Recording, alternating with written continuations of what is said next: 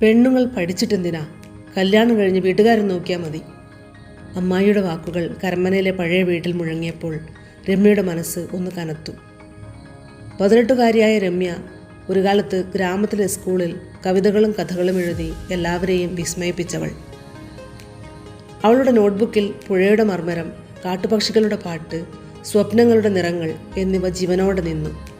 പക്ഷേ അച്ഛൻ്റെ കടബാധ്യത, അമ്മയുടെ രോഗം, ഗ്രാമത്തിലെ നിയമങ്ങൾ എല്ലാം അവളുടെ പേനയെ മൗനമാക്കി.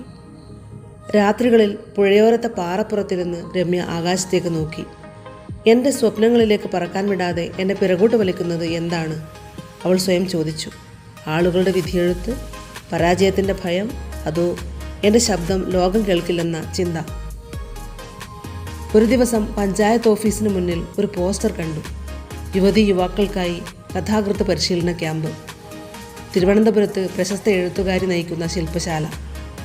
രമ്യയുടെ ഹൃദയം ഒരു നിമിഷം തുടിച്ചു. പക്ഷേ പെണ്ണൊറ്റയ്ക്ക് എങ്ങനെ എന്ന് അമ്മായിയുടെ ശബ്ദം മുഴങ്ങി. അന്ന് രാത്രി രമ്യ പഴയ നോട്ട്ബുക്ക് തുറന്നു. വർഷങ്ങൾക്കു ശേഷം ഒരു കഥ ഒഴുകി. ഒരു പെൺകുട്ടി സ്വന്തം ശബ്ദം കണ്ടെത്തി ലോകത്തിനു മുന്നിൽ പാടുന്ന കഥ. ഇതെൻ്റെ കഥ തന്നെയല്ലേ, അവൾ മനസ്സിൽ പറഞ്ഞു. പിറ്റേന്ന് അവൾ അമ്മയോട് തുറന്നു പറഞ്ഞു, എൻ്റെ വാക്കുകൾ ലോകം കേൾക്കും. രമ്യ ഒരു പഴയ ബാഗിൽ നോട്ട്ബുക്കും പേനയും എടുത്ത് ശില്പശാലയ്ക്ക് പോയി. അവിടെ എഴുത്തുകാരി ലീലാമ്മ അവളുടെ കഥ വായിച്ചു. നിന്റെ വാക്കുകൾക്ക് ആത്മാവുണ്ട് രമ്യ, ലോകം ഇത് കേൾക്കണം, ലീലാമ്മ പറഞ്ഞു. ശില്പശാലയിൽ രമ്യ മറ്റു യുവ എഴുത്തുകാരുമായി സൗഹൃദം പങ്കിട്ടു.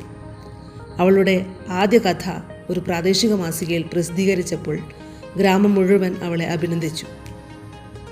മടങ്ങി വന്ന രമ്യ ഇനി പിറകോട്ട് വലിക്കപ്പെടുന്നവളല്ല. എൻ്റെ വാക്കുകളാണ് എൻ്റെ ചിറക്, അവൾ പറഞ്ഞു. പുഴയോരത്ത് കുട്ടികൾ കഥ പറയാൻ തുടങ്ങി. നിന്റെ സ്വപ്നങ്ങളെ പിറകോട്ട് വലിക്കുന്നത് വിട്ടാൽ നിന്റെ ശബ്ദം ആകാശം തൊടും, അവൾ അവരോട് പറഞ്ഞു. രമ്യയുടെ പേന ഇനി ഒരിക്കലും നിൽക്കില്ല, അത് ചലിച്ചുകൊണ്ടേയിരിക്കും.